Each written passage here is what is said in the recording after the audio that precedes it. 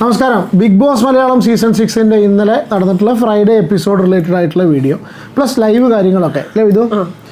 പിന്നെ സ്ഥിരം ജാസ്മിൻ ആ ഒരു പേരെടുക്കാതെ നമുക്ക് വയ്യ, അവോയ്ഡ് ചെയ്യാൻ. മറ്റേ ഈ KGF റോക്കി ബായ് പറഞ്ഞ മാതിരി ഐ കാണ്ട് അവോയ്ഡ് എന്ന് പറഞ്ഞാൽ ജാസ്മിനെ 2 ആട്ടാട്ടാതെയും എന്താ പറയുക ഒരു 4 തെറി പറയാതെയും, തെറി ഞങ്ങൾ വീഡിയോയിൽ പറയില്ലെങ്കിലും മനസ്സിലെങ്കിലും 4 ആട്ടാട്ടാതെ ഒരു എപ്പിസോഡിൽ നമുക്ക് മുന്നോട്ട് പോകാൻ പറ്റില്ല എന്നുള്ള കാര്യമുണ്ട്.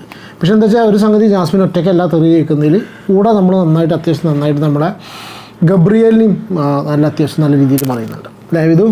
ഓക്കെ, അപ്പോൾ ഇന്നത്തെ ഇഷ്യൂ ഇന്നത്തെ വീഡിയോ നമ്മൾ സ്റ്റാർട്ട് ചെയ്യുന്നത് ഫസ്റ്റ് കിച്ചൺ ഇഷ്യൂ. സിമ്പിളായിട്ട് പറഞ്ഞാൽ പണിയെടുക്കാൻ വയ്യ, ജോലി ചെയ്യാൻ വയ്യ. അല്ല, അവരത് ഇന്ന് അവിടെ ഡിസ്കസ് ചെയ്തു. നമ്മളത് കുറേ ദിവസമായിട്ടേ ഡിസ്കസ് ചെയ്യണ്ടല്ലോ. അവിടെ തീരെ ജാസ്മിൻ കിച്ചണിൽ കയറണേ ഇല്ല. ജാസ്മിൻ കിച്ചണിൽ കയറില്ല, കയറിയാൽ തന്നെ എന്തോ ചെയ്യാം, അപ്പൊ തന്നെ പോവാ.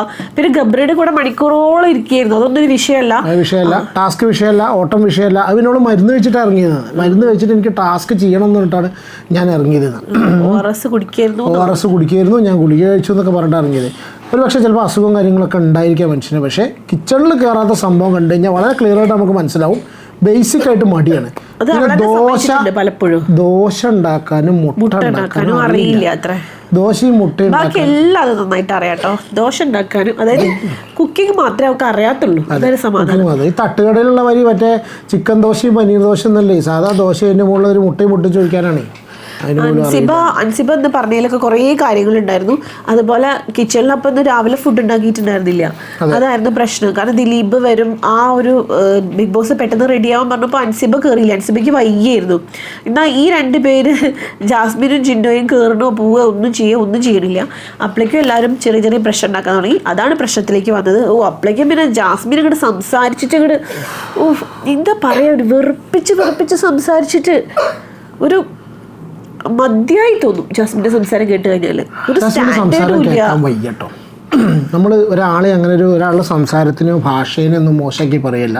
ഭാഷയിലല്ല ഇഷ്യൂ, സംസാരത്തിലുള്ള ഇഷ്യൂ. മാനറിസംസും സംസാരം സഹിക്കാൻ വയ്യ എന്ന് പറഞ്ഞാൽ, ഞാൻ ഇപ്പം ഒന്ന് ഇവളിനോട് ചോദിച്ചു കേട്ടോ, ഓരോ കാര്യം പറഞ്ഞ സമയത്ത് ചിലക്കാതെ ഇരിക്കാൻ പറഞ്ഞു. മറ്റേ ഇവളോട് ചിലക്കേണ്ടെന്ന് പറഞ്ഞു. ചിലക്കേണ്ടെന്ന് വെച്ചാൽ നോർമൽ നമ്മൾ പറയുന്ന വെച്ചാൽ അതുകൊണ്ട് കുഴപ്പമുണ്ടായിട്ടല്ല. അതിലേറെ കൂടുതൽ ഈ സംഭവം എന്താ അറിയോ, ലാലേട്ടൻ കഴിഞ്ഞ എപ്പിസോഡിൽ വന്ന് പറഞ്ഞതാണ്. ലാലേട്ടൻ്റെ മുഖം എപ്പോഴും മനസ്സിലുണ്ട്. അത് ലാലേട്ടൻ വന്ന് പറഞ്ഞതാണ്, എടാ പോടാന്ന് വിളിക്കരുത്, ആ പ്രായത്തിൻ്റെ നല്ല രീതിയിൽ സംസാരിച്ചൂടെ എന്നുള്ള പറഞ്ഞതാണ്. ലാലേട്ടനെ പോലെ പറഞ്ഞ വ്യക്തി, അത് ആ പറയുന്ന മുഖം ലാലേട്ടനെ കണ്ടിട്ടുണ്ടെങ്കിൽ മനസ്സിലാവും അത് സ്ക്രിപ്റ്റഡ് അല്ല. അത് സ്ക്രിപ്റ്റഡ് ആണെന്ന് തോന്നുന്നില്ല. അല്ല, scripted in the sense script അനുസരിച്ച് ലാലേട്ടൻ പറയുന്നത് സ്വാഭാവികമായിട്ട് ഉപരം ഒരാളെ മുഖത്ത് വരുന്നൊരു ഭാഷ.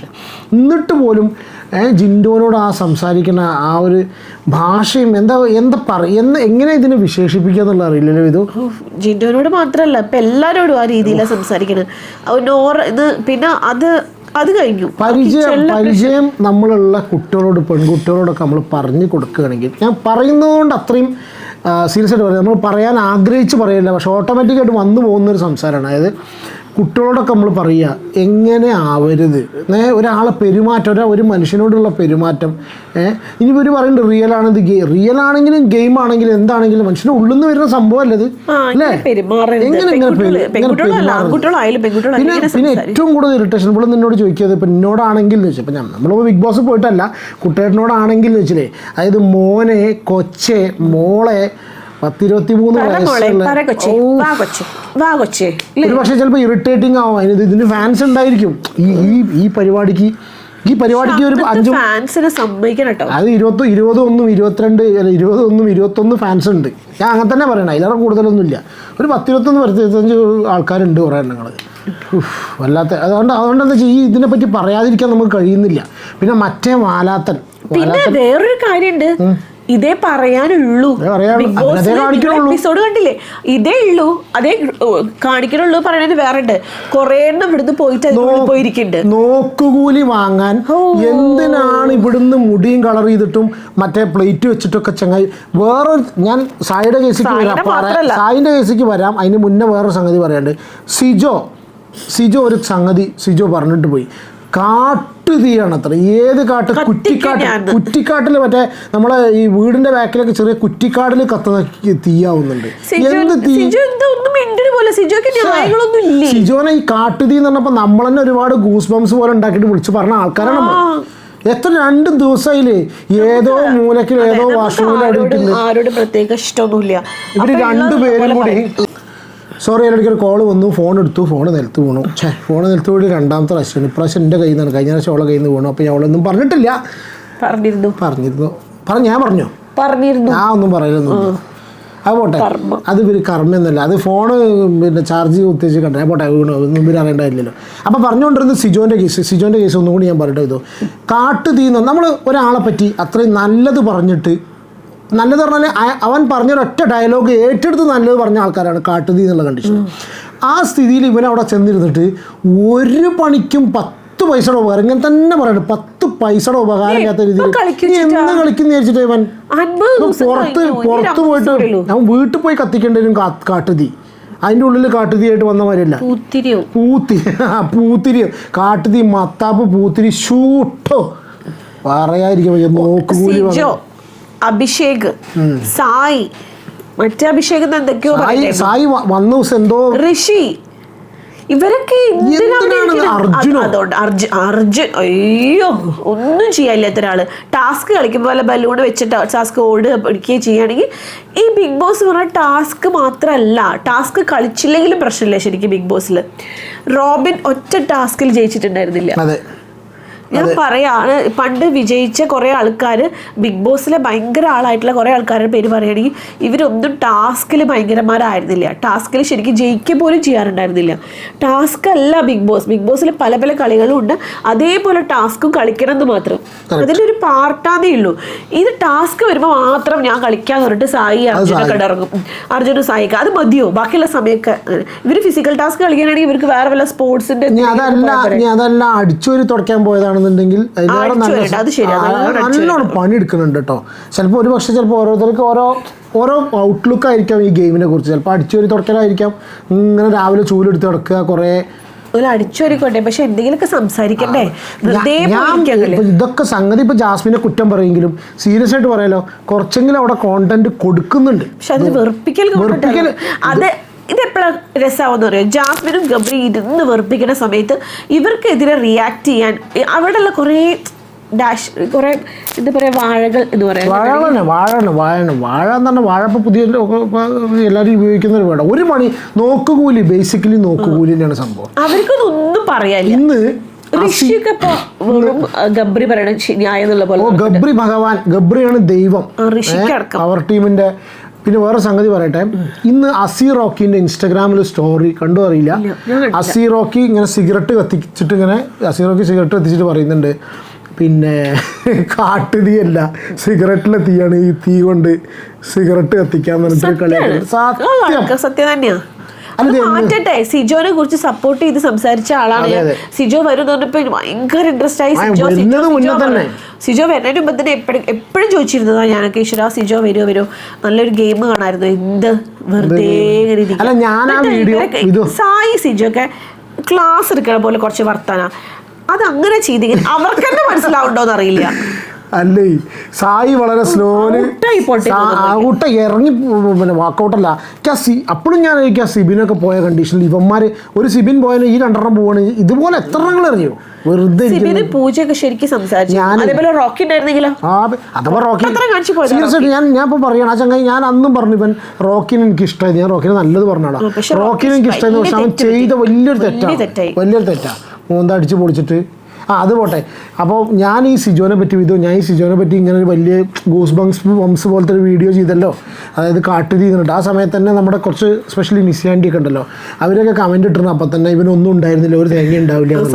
അത് സീരിയസ് ആയിട്ട് അതുപോലെ എനിക്ക് ഒരുപാട് പേര് ഞാൻ പറഞ്ഞ സമയത്ത് എനിക്ക് കമൻറ്റ്സ് വന്നു കേട്ടോ. സിജോ ഫാൻസ് അല്ലാത്ത ജെന്യുവനായിട്ട് നമ്മളെ ഇത് കണ്ടിട്ട് ഈ ഗെയിമിനെ ഇഷ്ടപ്പെടുന്ന ആൾക്കാർ, ഈ ആൾക്കാരെ ഇഷ്ടപ്പെടാതെ ഗെയിമിനെ ഇഷ്ടപ്പെടുന്ന കുറേ ആൾക്കാർ ഇവനെ പറ്റി പറഞ്ഞു. സിജോ അല്ലെങ്കിൽ വലിയ ഗെയിമൊന്നും ആയിരുന്നില്ല. നമുക്ക് ഈ വയ്യാണ്ട് പോയപ്പോ ഒരു സഹതാപം ഉണ്ടാവില്ലേ, ഒരു സങ്കടം അതായിരുന്നു. എന്തായാലും പിന്നെ വേറൊരു സംഭവമുണ്ട്, ഈ സായിയും സിജോ രണ്ടും റിയാക്ഷൻ വീഡിയോക്കാരാണ്, മനസ്സിലായോ?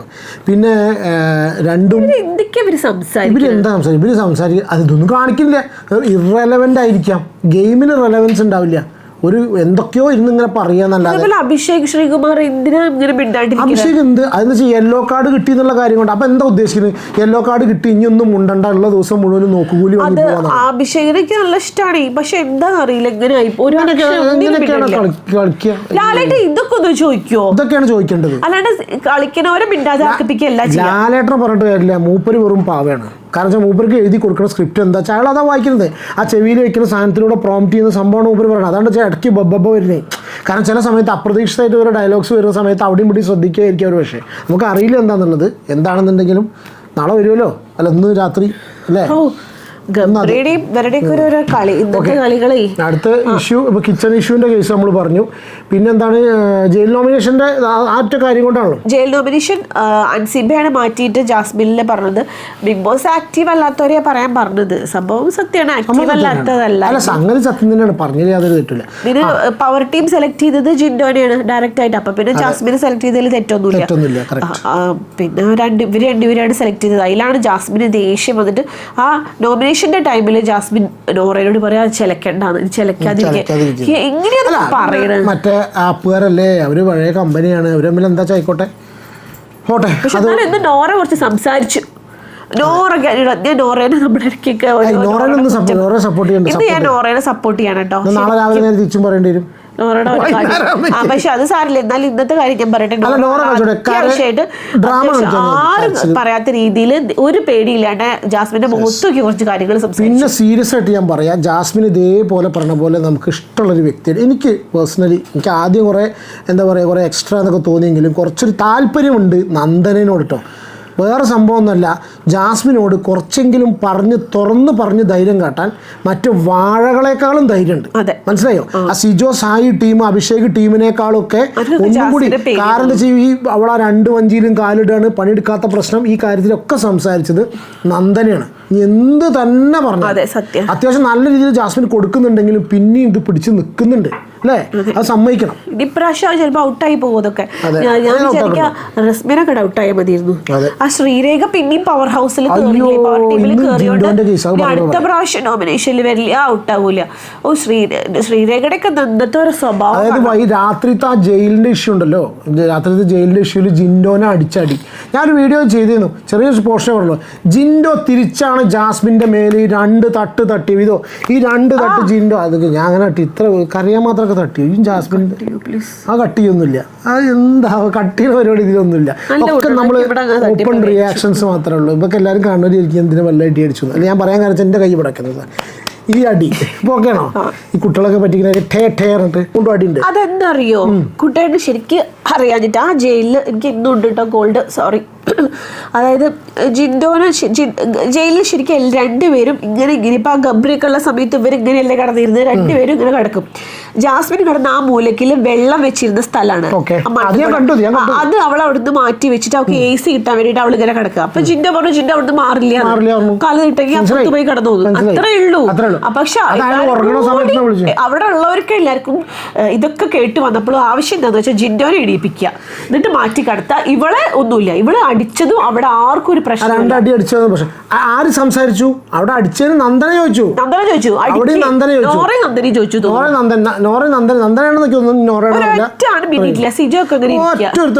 എന്നിട്ട് ജാസ്മിൻ ചോദിക്കോ ഇവിടെ 2-3 ആൾക്കെങ്കിലും മനസ്സിലായല്ലോ, സിജോക്ക് മനസ്സിലായില്ലേ? അപ്പൊ സിജോക്ക് മനസ്സിലായി എന്ന് കണ്ടപ്പോ ശ്രീരേഖയ്ക്ക് മനസ്സിലായി, പിന്നെ എല്ലാവർക്കും മനസ്സിലായി. കാരണം അവരെ കൂടെയാണ് ഇപ്പൊ ശ്രീരേഖയ്ക്ക്. ശ്രീരേഖ എന്താ പറഞ്ഞു? പുറത്തുനിന്ന് വന്നതല്ലേ. ശ്രീരേഖ എന്താ പറഞ്ഞു? ജാസ്മിൻ നിനക്ക് ധൈര്യം ഉണ്ടോന്നോ? നീ ധൈര്യമുള്ള കുട്ടിയല്ലേ, നീ അവിടെ ഇരിക്കും. അയാളുടെ കളികൾ എന്താന്നൊക്കെ അറിയാന്ന്. ശരിക്കും ആ ജാൻമോണിക്ക് ഭയങ്കര വിഷമം ഉണ്ടാവും ഈ ശ്രീരേഖയെ പിടിച്ചിട്ട് പവർ ടീമിൽ ഇട്ടേന്. കാരണം ജാൻമോണിയുടെ ജിൻഡോ ചേട്ടനെയാണ് ശ്രീരേഖ ഈ പറയണത്.